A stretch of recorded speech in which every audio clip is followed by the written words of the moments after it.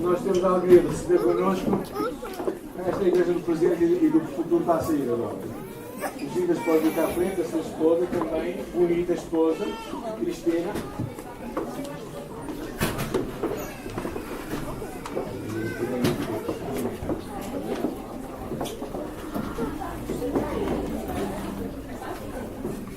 Ok, é uma alegria ter connosco os Gidas. Quantos acham que os Gidas poderia ser iraniano? Ou paquistanês? Não acham que ele tem cara disso? Brasileiro também, pode ser. É brasileiro. É um brasileiro que trabalhou lá no Médio Oriente um tempo. Lá no Irão, não foi? Quanto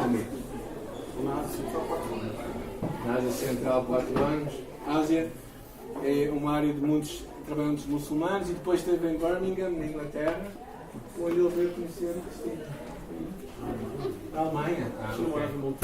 Pois, mas a Cristina estava em Montenegro, que é lá para o meio da Europa, e era missionária com o M, e ele também ia estar com o M, os dois solteirinhos da Silva, encontraram-se e pronto, foi morar à quarta vista. A operação não é mobilização, mas é Operação Marriage, que significa Operação Casamento. Não é? O M tem várias conotações, essa é uma delas. Não é? Pronto. Quem for solteiro pode entrar na Operation Marriage. Não? Então, vamos agradecer a Deus pela vida dos Giras e da Cristina. A Cristina é do Canadá e ela é brasileira, como já descobriram. É São Paulo. Não sou mineiro. Tu és mineiro, trouxeste um coisinho. Pãozinho de queijo.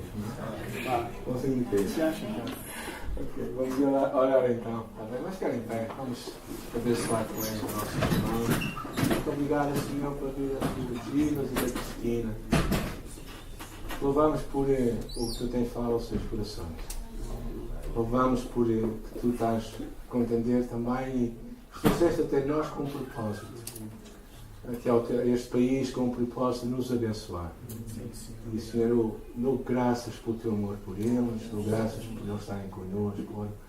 Bênção sobre a sua vida, o ministério que eles têm em Portugal, com a Operação Mobilização. Oro que tu possas abençoá-los, guiar as suas vidas, dar sonhos aos seus corações e a confirmação de que tu és o Deus que está à sua frente para abençoá-los e para guiar os seus passos, mesmo no deserto, Senhor.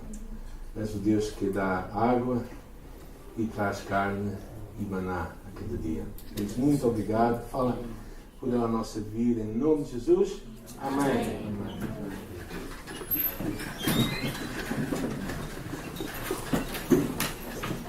Graças a paz, irmãos. Bom dia. Mas eu não consigo, quando eu estive aqui alguns anos atrás, quando eu tomei posse da direção aqui da UEM, eu lembro que eu disse que o meu objetivo era falar português como os portugueses, mas a minha esposa está a aprender português, está a falar português como os portugueses. Então, quando nós ligamos lá para casa, via Skype e tal, vai falar com a minha mãe no final do Skype sempre diz: ela não percebe, não sabe falar português bem, né? Para falar português como os portugueses. Mas olha, eu preciso falar a verdade. A Cristina é canadiana, mas é metade brasileira, porque a mãe da Cristina nasceu em Curitiba. Né? Então eu me senti atraído pela minha esposa por causa da minha sogra. É verdade. Mas eu não tenho tempo para contar toda a história, mas numa outra altura, quem sabe. Tem sido sim um privilégio para nós, eu e a Cristina, poder servir cá em Portugal. Deus me chamou no ano de 2004 para servir na obra missionária. A princípio eu queria trabalhar no México com os povos náhuatls, da cidade de Veracruz. Mas Deus tinha outros planos. Eu fiz lá o nosso treinamento missiológico e 6 meses depois fui parar no Tajiquistão, na Ásia Central. Naquela altura o Tajiquistão era o quinto país mais pobre do mundo. Eu cheguei lá no Tajiquistão, brasileiro a gente não tem aliás, não é quase que comum vermos neve, então eu vi neve na Alemanha 2 semanitas, uma benção, e depois de 2 semanas parei lá no Tajiquistão com menos 30 graus, sem falar inglês e sem falar o Tajik. Então, assim, idioma é algo que faz parte da caminhada portugueses, aliás, a caminhada missionária. Então, quando nós recebemos o convite para mudar para Portugal, eu pensei comigo mesmo, graças a Deus, não vou aprender outro idioma. Agora é minha vez de ver a Cristina e os outros demais membros da equipe da UEMK em Portugal. Mas tem sido um desafio, viu, irmão? Querer praticar o português de Portugal. Então, eu gastei a maioria do meu tempo ali na Ásia Central, depois fui para o Afeganistão, mas na maioria dos meus anos ali na Ásia Central foi mesmo no Irã. E no Irã, e é um povo que a gente tem uma certa paixão também, Deus tem nos abençoado. E é interessante que a primeira portuguesa que nós enviamos para o campo missionário, aqui em Portugal, foi para o Tajiquistão, o meu primeiro país no campo missionário. Então Deus tem confirmado que Ele tem um plano na nossa vida cá em Portugal, até porque eu disse 3 vezes não para a UEM quando eles nos convidaram para ser diretores da UEM cá em Portugal. Eu não queria me desconectar do mundo muçulmano e eu não queria também voltar para os católicos romanos. E tem sido uma grata surpresa ter uma outra jovem portuguesa, 23 aninhos, nós estávamos a brincar com Operation Marriage, né? Operação Casamento, mas é uma realidade, viu, jovens? Então é assim que hoje nós temos recrutado pessoas para missões. Então essa jovem portuguesa, filha do João, que é um obreiro aqui da igreja, tem tempo integral lá em Fátima, foi para o treinamento da UEM na África do Sul, ficou 6 meses, foi convidada para ser líder uma das líderes lá do treinamento. Voltou, encontrou lá o seu futuro esposo, vão casar agora em agosto, é um sul-africano, e depois de um aninho vão ir morar no Kirguistão também, ali na Ásia Central. Ou seja, Deus tem usado a igreja portuguesa, Deus tem usado os portugueses, e é bonito de ver que Ele está no controle. A UEM hoje tem base em 126 países, e também tem o Novus Hope, que é esse navio que, para o ano, provavelmente vai estar novamente cá em Portugal. Agora está no Brasil, vamos estar lá em setembro junto com eles. Mas o que nós dizemos na UEM é o seguinte, se não sabe aonde servir a Deus, missões começam onde nós estamos. Isso é uma regra, tá bem? Missões já começou na vossa vida. Eu vi aqui o tema da conferência, mais que um chamado, uma obrigação. Na verdade, a palavra chamado, ela não dá uma opção para dizer não. Tá bem? Não é como você recebe um convite de casamento, então decide se vai ou não. Não, quando Deus chamou, a palavra está lá, Kalel, a ideia é não tem a opção não, é sim e sim. Então missões começam onde nós estamos, vai terminar aonde Deus quiser. E nesses últimos 15 anos, irmãos, eu tenho sido desafiado por Deus. A minha perspectiva de cristianismo, a minha mentalidade de ser cristão, e até mesmo tem afetado como eu recruto, como eu mobilizo pessoas para a obra missionária. E uma das coisas que eu tenho refletido muito é nisso mesmo, que missões começa aqui, vai terminar aonde Deus quiser. Eu nunca pensei em fazer o que eu faço nos dias de hoje. Eu nunca imaginei que eu ia morar cá em Portugal. Então eu penso assim que se nós não temos um compromisso com aquilo que nós estamos fazendo aqui, nós não vamos gerar frutos lá do outro lado do mundo também. Então missões começa aonde nós estamos. Mas com essa minha transformação e essa caminhada cristã nesses últimos 15 anos, Deus tem me desafiado. Eu quero compartilhar com vocês, rapidamente, um texto que tem caminhado comigo nos últimos 10 anos. Lá no Evangelho de Lucas, no capítulo 9, do versículo 57 ao 62. Eu verdadeiramente acredito que nós podemos fazer diferença no mundo em que nós vivemos. Eu acredito que, como eu disse para os irmãos, quando eu vim para Portugal, eu falei, Senhor, eu vim para Portugal. Eu nunca orei tanto na minha vida para mudar para um país. Já estive em 46 países nos últimos 15 anos. Morei em 6 deles. Mas eu nunca orei tanto para mudar para um país como Deus me chamou, o Espírito de Deus me conduziu junto com a Cristina, para a gente ter certeza de que Deus estava conosco na nossa vinda para Portugal. Estando cá em Portugal, e a gente pensa na realidade da igreja. Eu queria até dar uma sugestão para o Conselho de Missões. Seria muito bom a conferência missionária. Vocês estão aqui tão pertinho, em Portugal tudo muito perto, né? Olha, fica aí o desafio para o ano que vem. Faça um dia prático lá na cidade de Fátima, né? O dia 11, infelizmente, queria estar aqui com os irmãos, mas vamos estar lá. Nessas últimas 3 semanas, uma das coisas que eu já estou a sentir, aliás, a minha mente não, mas o meu corpo é a idade. Está chegando. Nós tivemos 28 adolescentes que vieram da Suécia, do Canadá, fazendo evangelismo lá em Fátima nos últimos dias, em Leiria, e o outro grupo foi para Faf. E é impressionante quando a gente se dispõe a sair, como Deus usa a vida, as nossas vidas. E esses adolescentes me impactaram muito. Mas a questão que eu gostaria de compartilhar com vocês, e espero que seja bênção para a tua vida e para a nossa vida, que isso vai, como o vídeo que diz, isso vai produzir vida, porque vida reproduz vida. E quando perguntou qual que é o tema da mensagem, eu não sei necessariamente qual o tema que eu vou dar para essa mensagem, mas eu sei o que eu quero falar desses versículos. Porque o tema ele tem várias vertentes, tá bem? Mas uma coisa que veio na minha mente é eu, um discípulo de Cristo. A gente vai ver que isso tudo tem a ver com a obra missionária. Vamos ler o texto. Lucas capítulo 9, versículos 57 até o 62. Indo eles a caminho afora, alguém lhe disse: seguir-te-ei para onde quer que fores. Mas Jesus lhe respondeu: as raposas têm seus covis e as aves do céu seus ninhos, mas o Filho do Homem não tem onde reclinar a cabeça. A outro disse Jesus: segue-me. Ele, porém, respondeu: primeiro, permita-me ir sepultar meu pai. Mas Jesus insistiu: deixe os mortos o sepultar os seus próprios mortos. Tu, porém, vai e prega o reino de Deus. Outro lhe disse: seguir-te-ei, Senhor, mas deixe-me primeiro despedir-me dos da minha casa.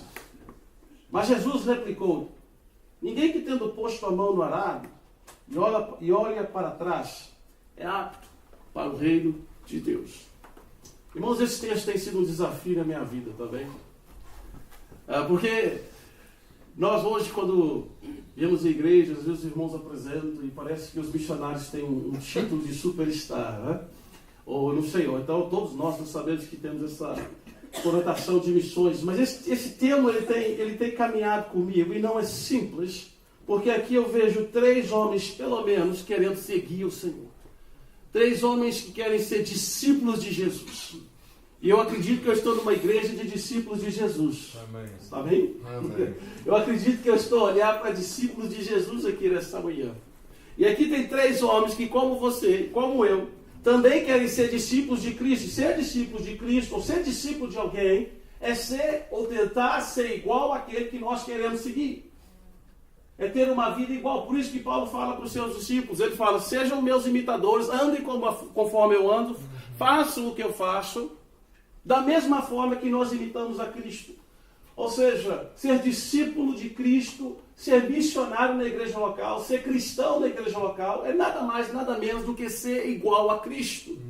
E ser igual a Cristo é fazer outros discípulos. Porque Cristo fez discípulos. Mas aqui tem 3 homens, e a gente também não pode esquecer, eu sempre penso nessa passagem, lá no livro de Mateus, no capítulo 9. Quando Jesus percorre todas as cidades, ele vai a todas as aldeias, ele cura os enfermos, ele conversa com as pessoas, ele alimenta os necessitados, e no fim do dia, ele olha para a multidão, e ele olha para os seus discípulos e diz: olha, orai para o Senhor da seara, porque grande é a seara, e poucos são os seus ceifeiros. Mas ele também olha para aquela multidão cheio de compaixão por aquele povo. E me faz pensar, se Cristo, sendo Cristo, na sua perfeição, percorria a cidade, de aldeia a aldeia, não fazia acepção de pessoas, ele se cansou no fim do dia, e ele chega com a seguinte afirmação: falta mais pessoas, faltam-se discípulos. Ou seja, o reino de Deus, ele é constituído, claro, também de discípulos de Cristo. Pessoas que vão seguir a Cristo. E esse Deus tem tudo a ver com a obra missionária. Porque quanto mais discípulos nós tivermos que percebem o que Jesus está a dizer, o custo de ser discípulo, o resultado final vai ser homens e mulheres que vão ser semelhantes a Jesus. E aí a obra missionária, seja na UEM, seja na igreja de Hermesia, as coisas vão fluir naturalmente. Veja bem, esse primeiro homem, ele chega para Jesus e diz o quê? Indo Jesus ao caminho, porque Jesus estava indo para Jerusalém. Ele já tinha convicção, porque ele foi rejeitado de entrar na cidade de Samaria, estava indo para Jerusalém com seus discípulos, E João e Tiago queriam lá exterminar aquela cidade porque eles estavam aborrecidos, porque aquela cidade não recebeu a Cristo. Esse é o sentimento que nós temos às vezes lá em Fátima também, viu, irmãos? Não sei quantos aqui, quem já foi lá Fátima evangelizar? Pronto. Às vezes dá vontade de dobrar o joelho e orar, Senhor, manda fogo e consome e tudo isso. Não é? E Jesus tinha ido a Samaria e falou para alguns dos seus discípulos, vai lá na frente, lá e hosta a minha hospedagem, que eu já estou a chegar. Provavelmente ele ia encontrar alguém no caminho, não sei. Mas aquelas cidades descobriram, sabiam que Jesus era judeu, e ia para Jerusalém, não recebeu. Então Jesus fala, eu não vim aqui para destruir pessoas, eu vim aqui para buscar e salvar o que havia se perdido. Eu vim aqui para fazer outros discípulos, eu vim aqui para mostrar o caminho, que sou eu mesmo, do reino dos céus. Mas aqui tem 3 homens, o primeiro chega e fala o quê? Alguém me diz, Mateus também menciona, pelo menos o primeiro a gente sabe que era um fariseu, um doutor da lei. Lucas não relata isso, mas Mateus relata. Mas Mateus relata só 2 discípulos, aliás, 2 pretendentes a discípulos. Mas aqui, esse primeiro homem, esse fariseu da lei, um homem de educação, chega para Jesus e diz o seguinte: Mestre, eu quero te seguir e eu quero te seguir para onde quer que o Senhor for. Olha, se no final desse culto, todos nós aqui formos capazes de orarmos e chegarmos a Jesus e dizer, Senhor, eu quero te seguir, eu continuar a te seguir, aonde quer que o Senhor for. Eu quero te seguir não somente aqui na minha igreja, mas se o Senhor quer que eu deixe tudo agora e vou lá para Fátima, se deixe tudo agora e vou lá para Afeganistão, eu não sei, mas eu quero te seguir. Isso não é perfeito? Essa é a oração que nós temos que fazer. Mestre, eu quero te seguir. Você imagina, olha, vocês são os teatrais, né? Jesus está a caminhar, pelo menos 3 homens, está com seus discípulos. O primeiro se aproxima e fala essa frase fantástica, fala assim, mestre, eu quero te seguir. Ele não era motivo para dar glória a Deus, não era assim, está vendo aí, discípulos, nós acabamos de orar por mais ceifeiros, nós acabamos de interceder porque a seara é grande, olha aí, Deus já respondeu a vossa oração. Mas não. O que me surpreende nessa conversa, por isso eu digo para os irmãos, tem sido um desafio na minha vida. Jesus, ele responde, às vezes, irmãos, nós estamos a orar em busca de uma resposta. E às vezes a nossa oração, né, ela está cheia de perguntas, não é verdade? Por que, Deus? Por quê? Quando? Como? Aonde? Né? E Jesus e Deus, ele tem essa mania também, às vezes, de responder as nossas orações através de perguntas também. Às vezes nós estamos perguntando em busca de resposta e Deus está fazendo perguntas também. Porque quando Deus nos pergunta, sempre faz esses desafios para a minha vida, ele não me dá resposta, ele me faz perguntas. É irritante, porque tu não quer pensar. Porque logo a solução do problema, não é verdade? Então Jesus, no versículo 58, olha o que Jesus responde a esse primeiro homem que quer segui-lo. As raposas têm os seus covis e as aves do céu seus ninhos, mas o filho do homem não tem aonde reclinar a cabeça. Outro detalhe importante que eu percebo na vida desse homem, que eu me identifico comigo muitas das vezes, que parece ser um impetuoso, né? Uma pessoa que faz, comete o erro e depois pensa, ai meu Deus, o que eu fiz? Não pensa, age. Né? Eu também acho que Cristo quer nos desafiar aqui. Aliás, eu não acho, eu vejo. O que Cristo quer nos desafiar é que antes mesmo de declararmos aquilo que nós queremos fazer, nós temos que analisar o custo. Eu lembro que eu costumava orar, Deus, eu quero ser como o apóstolo Paulo. Eu ainda lembro quando eu cheguei, antes de ir para o Irão, tive a oportunidade em Efésios, lá conheci as 7 igrejas do Apocalipse na Turquia. Dobrei os meus joelhos e eu chorava, irmãos. Um dia ela falou, Paulo teve aqui, mesmo aí mesmo é. Pronto, obrigado. Tirei a cara, dobrei meus joelhos e chorava. E falava, Deus, eu quero ganhar um Irão para ti, Senhor. Deus, eu quero ver a Ásia se rendendo aos teus pés. Faz de mim no próximo apóstolo Paulo. Morei 2 anos no Irão. O pessoal olhava para mim, eu cheguei no Irão, no Tajiquistão, cheio de fé no meu coração, discípulo de Cristo, mestre, eu quero te seguir. Quando eu vi neve pela primeira vez na brasileira, assim, viu? Mas quando eu vi a nevada na Alemanha, em vez de sentir frio, eu dobrei meu joelho e falei, Senhor, eis-me aqui, envia-me. Fiquei tão empolgado em ver aquela neve. Depois, como eu disse aqui no início, depois de 2 semaninhas no Tajiquistão a nevar, ver neve na Alemanha é uma coisa, irmãos. Neve no Tadiquistão, onde não tem o aquecimento não funciona, você não quer ver nada, não.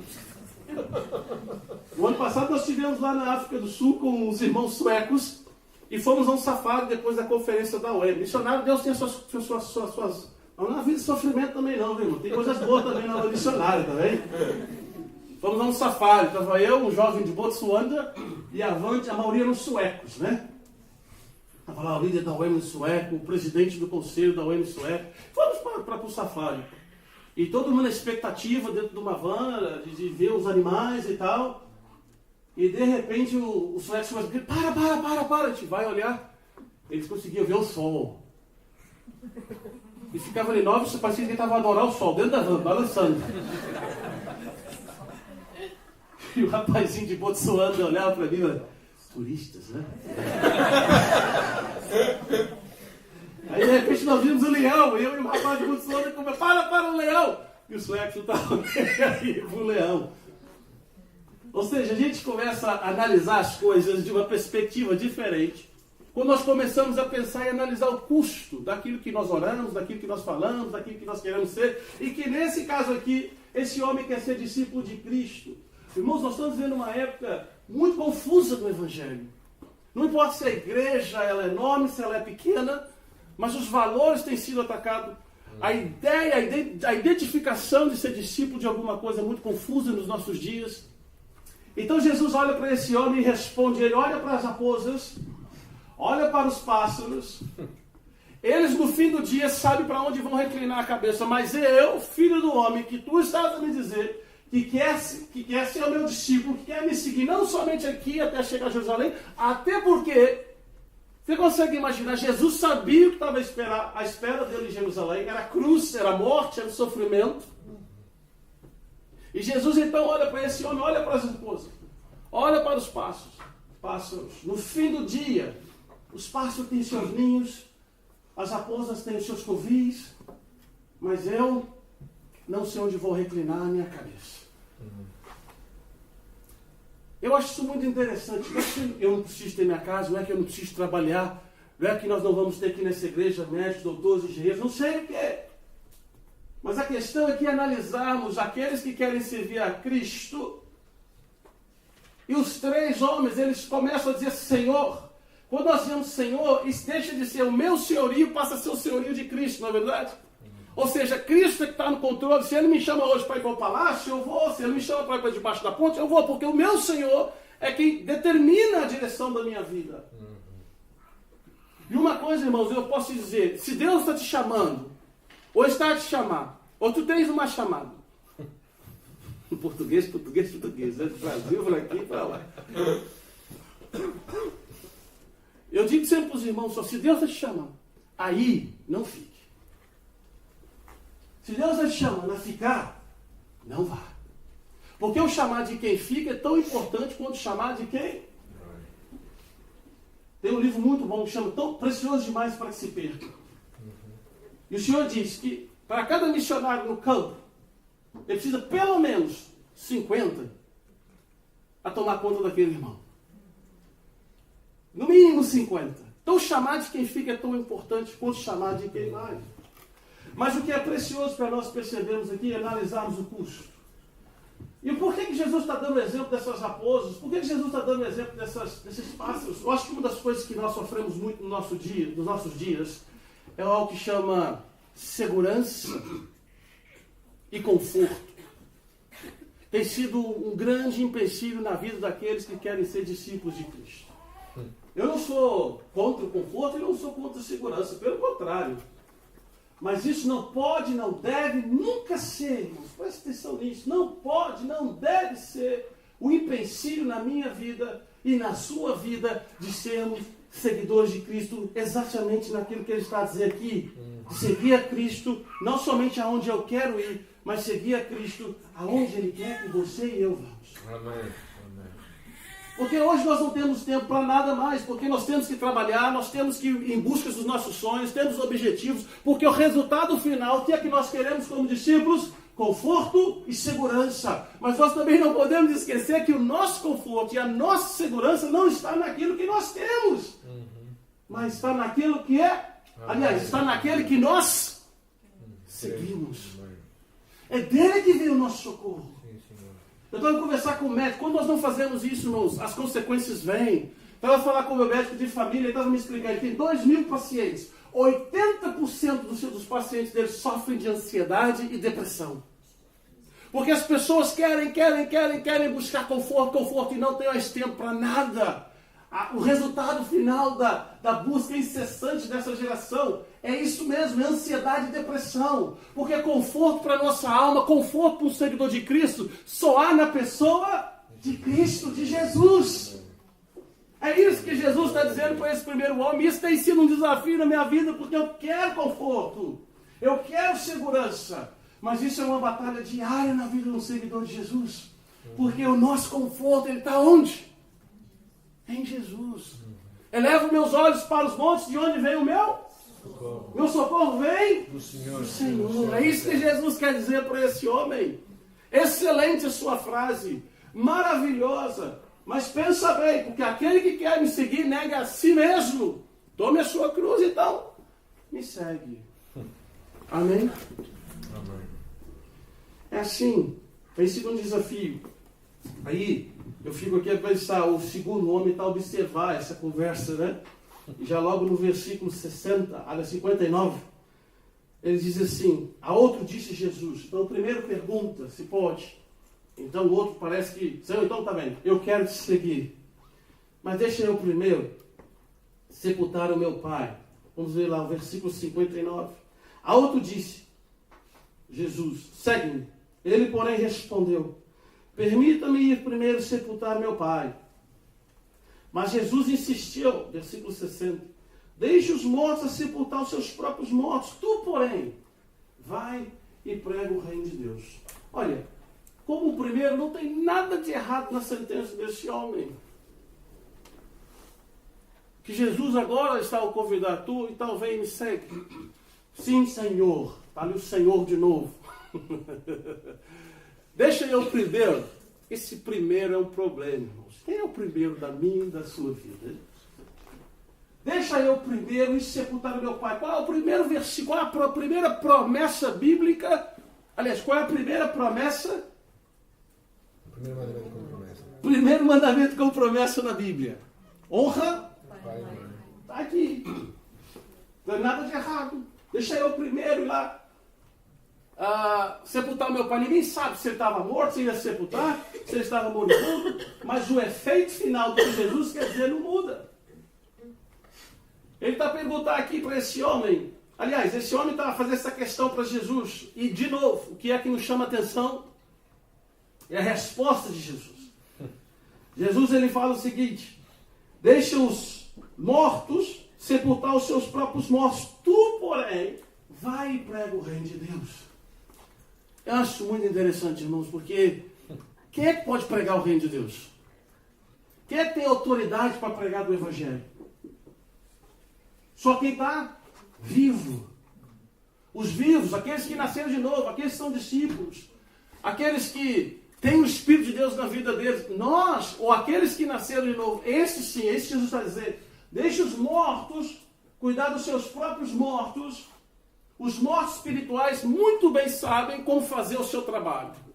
Aliás, Satanás é muito bom em fazer o trabalho dele.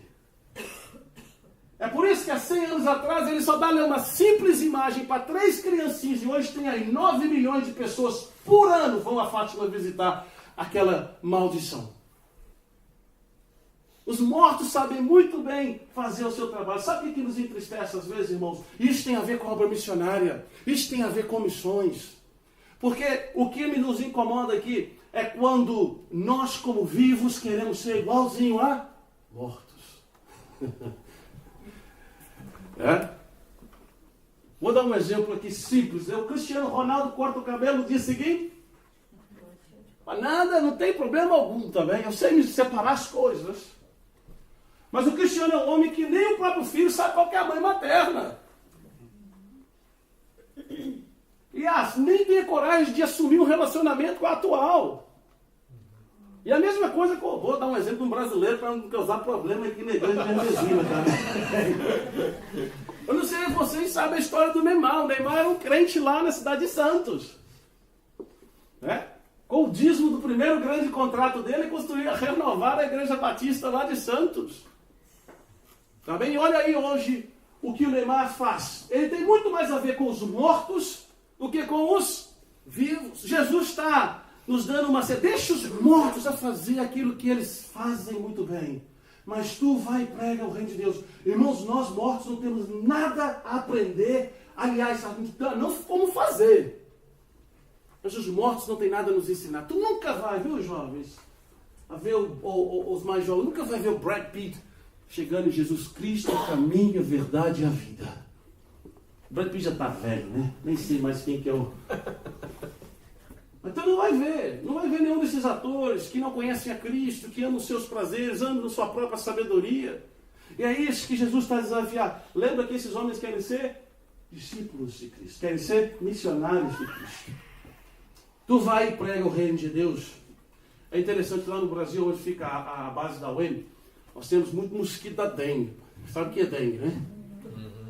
Mas tem muito. E lá nós tínhamos 20 e poucos missionários trabalhando na base, eu já sabia qual era o tipo do mosquito, eu já tinha minha raquetezinha lá elétrica, que eu via o mosquito ficava matando aquilo o dia inteiro, que eu não queria pegar dengue. Tá bem? Mas é interessante o mosquito da dengue, porque é o mesmo mosquito, mas só as fêmeas é que podem transmitir o vírus. Só as fêmeas. Tocou o sininho, irmãs? Só as fêmeas. Demorou, né? Mesmo mosquito, mesma espécie, mas só as fêmeas podem transmitir o vírus da dengue. Irmãos, o mundo parece, mas não é. Só eu e tu é que podemos falar do Evangelho de Deus. Eu acho interessante que Deus faz, nós trouxemos esse grupo de canadianos, nunca saíram moram numa vila de 1.200 pessoas, com a maioria do tempo que eles passam no ano com menos 20, menos 30 graus, foi aqui em Faf. E estavam lá dar testemunho, chorando, alguns deles, de uma criança na escola que aceitou a Cristo. E eles não falam português, pô. Como é que essa criança se entrega ao Senhor Jesus, então? Porque uma coisa que Cristo disse, aliás, Paulo tenta explicar para a igreja de Coríntios, ele fala, olha, eu plantei, Apolo regou, mas Deus é que dá o crescimento. A gente tem que sair, a gente tem que falar, irmãos. Portugal não é fácil, não é simples, eu sei disso. Esses 15 anos que eu amo, tem soldado do Afeganistão, pô. Aqui em Portugal. É uma terra difícil. Mas bem maior é aquele que nós estamos a seguir do que é o que está no mundo, tá vendo? Mas o que nós temos que fazer sim é plantar a semente, alguém vem e rega. Vocês já estão fazendo missões aqui há quantos anos? Antes de nós já vieram outros aqui. Eu fui lá com a Cristina visitar um sítio em Coimbra. Pronto, Coimbra. Nós fomos lá, tem lá um cemitério cristão do 3º século. Então Deus tem salvado pessoas, adicionado pessoas ao reino dele nessas terras há muitos anos.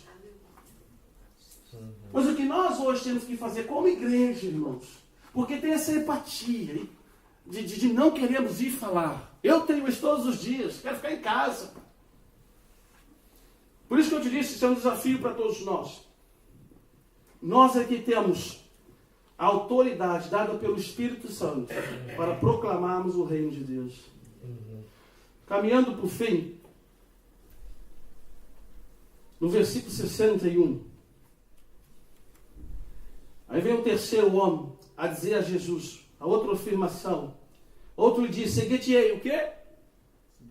Mais um dizer Senhor no início. Seguir-te-ei, Senhor. Mas deixa-me despedir primeiro dos que estão em minha casa. Deixa-me primeiro. O primeiro é o problema. O que é o primeiro na tua vida, irmão? Mas reflete, tá bem? Porque é isso que Jesus fez para o primeiro discípulo lá, o pretendente de discípulo. Quem é o primeiro das nossas vidas? Deixe-me primeiro ir e me despedir. Se tem uma coisa, eu sou um abençoado, irmãos. Eu sou um abençoado. Só você olhar ali para a minha esquerda. Eu sou um abençoado. Eu li o meu primeiro livro na vida quando eu tinha 27 anos. Eu tenho sido forçado, literalmente, a aprender 3 idiomas. 4 agora português e Portugal. nos últimos 15 anos, eu nunca imaginei fazer o que eu faço hoje. Nunca. Mas se eu posso dizer que tem um sacrifício que nós fazemos, é justamente esse. O desejo de ficar lá no Brasil, ver lá os nossos... Pode estar com violência, que não sei. Eu queria estar lá. Ver os meus pais envelhecerem. E eu vejo a Cristina que saiu do Canadá com 21 anos de idade. Todos os dias é um desafio. A distância, queríamos estar perto. Mas nós somos muito felizes porque nós sabemos que estamos onde Deus quer. Os desafios existem, irmãos. Satanás não está feliz com a obra de Deus. Nossa igreja agora lá está com os pequenos grupos, está iniciando. E tem um em Vila do Conde que tem o potencial para se tornar uma plantação de igreja. Eu estava vendo lá o WhatsApp, o grupo lá, e os irmãos desesperados, porque agora tem uma jovenzinha que está atendendo, parece estar tendo ali umas perturbações espirituais, e as viaturas dos irmãos não estão a funcionar bem, e está todo mundo pedindo oração, mas todos estão convictos que o diabo não está feliz com o trabalho que eles estão a fazer. Sim. E graças a Deus por isso. Aleluia. Não é? Graças a Deus. O diabo não pode estar feliz com essa igreja aqui, não. Pastor, o diabo está feliz com a tua igreja? Não. Graças a Deus que não. Pelo contrário. Mas o primeiro, irmãos, eu sei que não é simples. Deus é um Deus zeloso. Quando nós chamamos Deus, Cristo de Senhor, é Senhor. Isso não faz de nós perfeitos. Isso não faz de nós os melhores. Mas isso nos dá a garantia da vitória. Porque o Espírito de Deus trabalha nos nossos corações e Ele nos capacita a ser discípulo. E voltando à história, eu não quero ser o apóstolo Paulo nunca. Depois que eu percebi o que é ser um discípulo chamado Paulo, porque as pessoas oram e não pensam. Nós pedimos e não refletimos. Todos os apóstolos, exceto João, morreram de forma prematura por causa do Evangelho. O século passado, mais de 100 milhões de pessoas morreram por causa do Evangelho. Nunca se perseguiu tanta igreja como nos nossos dias. Sim. Mas isso só acontece, irmãos, porque nós temos que ter a maturidade. Eu sempre penso na igreja de Corinto. Quando Paulo escreve para eles no capítulo 1, no versículo 7, falando, vocês não têm falta alguma dos dons espirituais. Todos eles vocês têm. No capítulo 3, ele escreve o seguinte, olha, eu queria falar para vocês coisas espirituais, mas eu não posso, porque vocês agem como carnais. Eu queria vos dar comida sólida, mas eu também não consigo, porque vocês ainda são meninos na fé. Então essa passagem aqui, ela não tem a ver com salvação, esse último homem. Quando Jesus olha para ele e fala, olha, aquele que põe a mão no arado e olha para trás, ele não está apto para o reino de Deus. Ele não está dizendo que não está apto para ser salvo, não está apto para trabalhar para o reino. É muito triste nós participarmos de uma igreja que Deus não consegue falar coisas espirituais para ela. Eu acho impressionante, na verdade, eu quero glorificar a Deus, porque vocês têm uma conferência missionária e querem levantar 2.000 euros para mandar para Mongólia, uma igreja portuguesa de 50, 60, 70 mil habitantes, no meio de 10 milhões e tantos não cristãos. São coisas firmes e sólidas, irmãos. Mas não pode parar. Deus quer dar o crescimento. Por que às vezes não cresce? Porque às vezes não consegue suportar o crescimento. Primeiro tem que ser o Senhor na nossa vida. Mas ao mesmo tempo, quando eu leio essa passagem, Jesus fala assim, olha, primeiro sou eu, depois a sua família. Amém. Primeiro sou eu, depois a minha neta, depois o meu filho, depois a minha nora. Primeiro sou eu, depois o teu sonho, depois o teu carro, depois a tua família. É isso que Jesus... E aquele que põe a mão no arado, que a gente tem essas tentações diárias de olhar para trás. Mas o que a gente vai achar lá atrás? A não ser o Egito, onde nós éramos o quê? Escravos do pecado. Então, discípulos de Cristo, irmãos, que querem seguir a Cristo, que colocaram a mão no arado, eles têm que continuar sempre na mesma direção. Às vezes nós tropeçamos, às vezes nós falhamos, nós duvidamos, mas essa é a graça, é a beleza do nosso Senhor. Por isso que vale a pena, porque alguém pode perguntar assim, mas Deus então ele é muito egocêntrico, na verdade, tudo é para Ele e por Ele. É claro que é, Ele que nos criou. Mas ao mesmo tempo, esse mesmo Deus que fala primeiro eu, depois a tua esposa, é o mesmo Deus que fala assim, olha, ama ela como eu amei a igreja, morre por ela. Diferente do islamismo.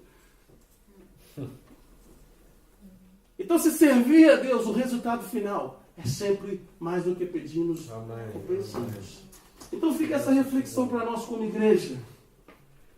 Esses 3 desafios têm constantemente impedido muitos de serem maduros na fé, impedido muitos de nós de termos uma consciência daquilo que Deus quer de nós, que é o conforto desse mundo,